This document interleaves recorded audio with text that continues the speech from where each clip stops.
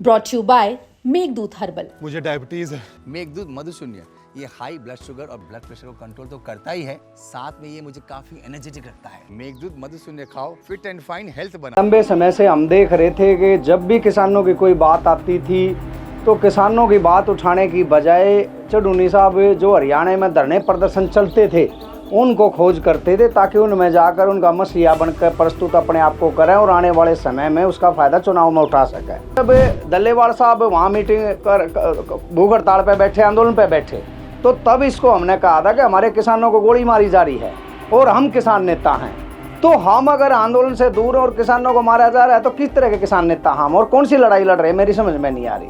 इन्होंने सुनाई नहीं करी तो हम उसी टाइम इसको छोड़ करके वहाँ खनौरी बॉर्डर पर चले गए थे। एक चैनल ने तो ये भी लिख दिया था कि सरकार की तरफ से गुरनाम चढ़ूनी यहाँ पे आए हैं इसका अंतिम संस्कार करवाने के लिए। आज सोनीपत में भारतीय किसान यूनियन चढ़ूनी के किसान नेता वीरेंद्र पहल ने चढ़ूनी ग्रुप को छोड़कर भारतीय किसान यूनियन सिद्धूपुर एकता को ज्वाइन किया है। सिद्धूपुर एकता वो किसान यूनियन है जो पंजाब के जगजीत सिंह डल्लेवाल किसान नेता चलाते हैं।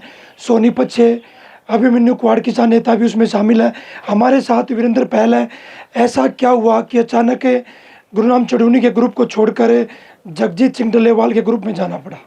अचानक नहीं है, मैं काफ़ी समय से इससे दूर हो रहा हूँ संगठन से, लेकिन लंबे समय से हम देख रहे थे कि जब भी किसानों की कोई बात आती थी तो किसानों की बात उठाने की बजाय चढ़ूनी साहब जो हरियाणा में धरने प्रदर्शन चलते थे उनको खोज करते थे ताकि उनमें जाकर उनका मसीहा बनकर प्रस्तुत अपने आप को करें और आने वाले समय में उसका फ़ायदा चुनाव में उठा सकें। इसलिए हमने लगातार देखा कि किसानों के मुद्दे से दूर जाते जा रहे हैं इसमें राजनीति के कारण।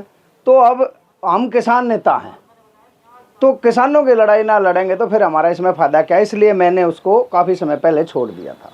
ऐसा क्या था कि उसको छोड़ना पड़ा?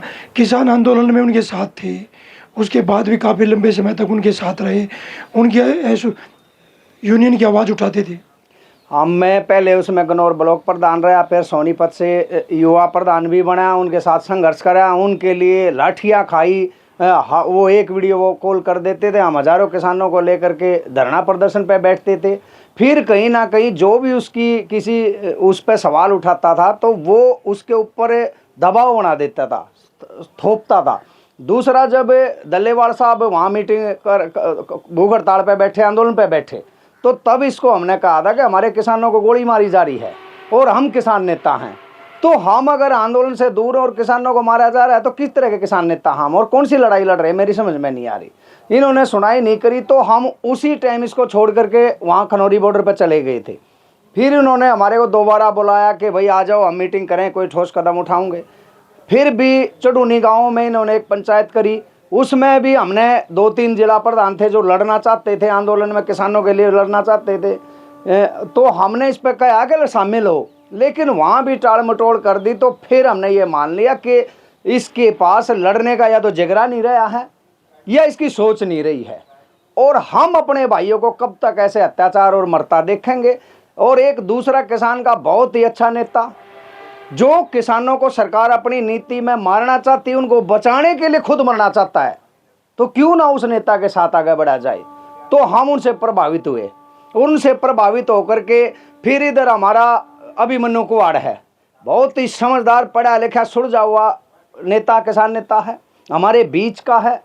और आप इनकी दोनों की तुलना उठाकर देखोगे तो अभिमन्यु का पूरा फोकस रहता है किसान मुद्दों पर, किसान की समस्याओं पर, और चढ़ूनी कहीं ना कहीं किसी भी मुद्दे में जाकर के भीड़ बैठी मिल जाओ उसी में जाकर के वो अपना नेतागिरी करने लग जाता है।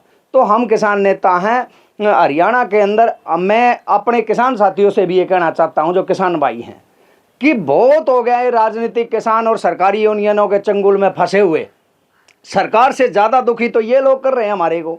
अब हम सबको ये पता चल गया है कि इस देश को जगजीत सिंह डल्लेवाल जी के विचारों की और हरियाणा प्रदेश की किसान को खाद बीज और ये समस्याओं से बचने के लिए कुमार साहब के नेतृत्व की सख्त आवश्यकता है।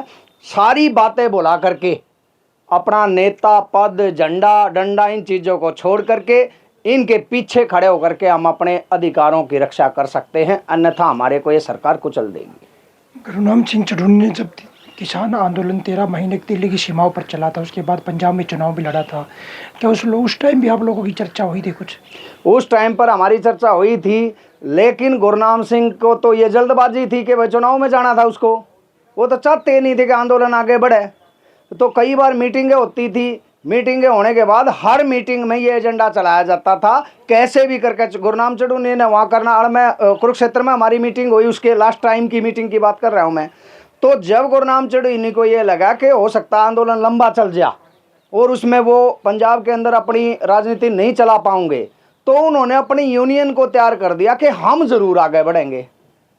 क्योंकि वो उसने उस तैयार कर दिया और एक दिन निश्चित कर दिया कि इस दिन हम आगे बढ़ेंगे, ताकि किसान वहाँ उत्पात मचे और आंदोलन खराब हो।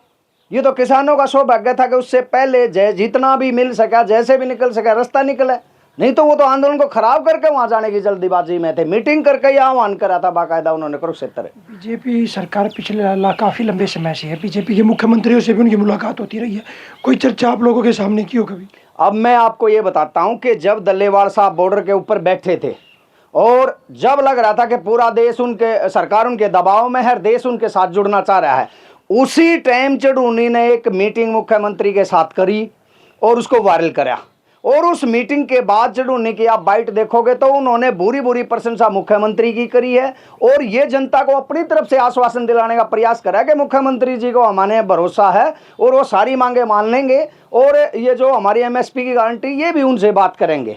लेकिन उनका मकसद केवल जो जनता, हरियाणा की जनता उस समय पंजाब के साथ दल्लेवाल जी के साथ खड़ा होने के लिए तैयार थी, उस जनता को भ्रमित करके वहां जाने से रोकना था। नहीं तो आज तक उन्हीं मांगों के ऊपर लड़ाई लड़ रहे चढ़ूनी। कौन सा भरोसा कर रहे थे सरकार का जो जनता को दिला रहे थे? ऐसी क्या चीज थी उनके पास जो जनता को भरोसा दिलाना शुरू कर दिया? और वहां जो जा रहे थे वहां तो किसानों की अपनी पुरानी मांग छोड़ के खड़े हो रहे थे वहां पर। यहाँ कई महीने तक गोवाना के अंदर अपनी ये इसकी मांग, मुआवजे की मांग को लेकर के धरना चला उसकी यूनियन ने, जिसमें हम भी शामिल थे। चढ़ूनी भी कई बार आया, मुख्यमंत्री से भी मिले उस चुनाव के दौरान, लेकिन वहां जब गए तो वो मांग थी भी नहीं और आज तक वो मुद्दे हल नहीं करवा पाए। तो कौन सी बात कर रहे हैं? मनीषा प्रकरण भिवानी में हुआ, उसमें भी गुरनाम सिंह चढ़ूनी देखे गए। उसमें भी गुरनाम सिंह चढ़ूनी भी देखे गए और किसान नेता भी देखे गए। और एक चैनल ने तो यहाँ तक भी कह दिया था, मैं इस बात के बारे में अपनी तरफ से तो कुछ नहीं कहना चाहता क्योंकि एक बहन की मौत की बात है, लेकिन एक चैनल ने तो ये भी लिख दिया था कि सरकार की तरफ से गुरनाम चढ़ूनी यहाँ पे आए हैं इसका अंतिम संस्कार करवाने के लिए। तो लोगों में तरह तरह की बातें चलती हैं, लेकिन मेरा ये मानना है गुरनाम चढ़ूनी कभी इस पार्टी में कभी उस पार्टी में, आज उस नेता को गाली दे रहे हैं, कल उसी के साथ खड़े दूसरे को गाली दे रहे हैं।